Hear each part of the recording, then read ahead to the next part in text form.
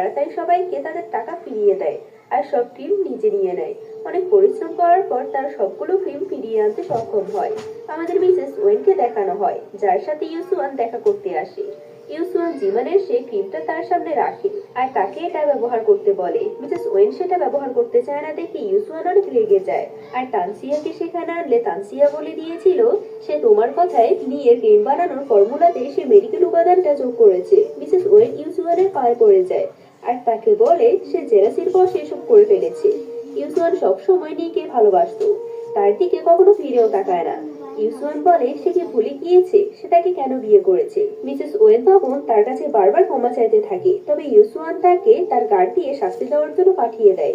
Mrs when চলে গেলে ইউসুয়ান Mrs ওয়েনের কথা মনে পড়ে অনেক মন খারাপ হয়ে যায়।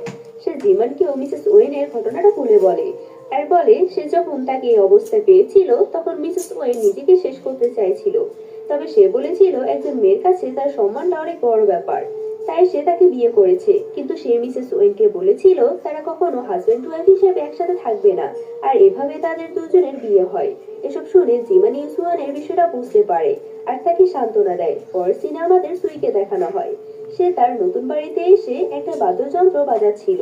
সেখানে গুবাই আসলে সে তার সামনে একটা পারফরমেন্স করে দেখায়। শুধু গুবাইকে অনেক পছন্দ করত, সে এটাও জানতো গুবাইও তাকে পছন্দ করে। সু যখন সে কথাটা গুবাইকে বলে তখন গুবাই বলে তার ভুল হচ্ছে, এর মানে গুবাইয়ের তার প্রতি কোনো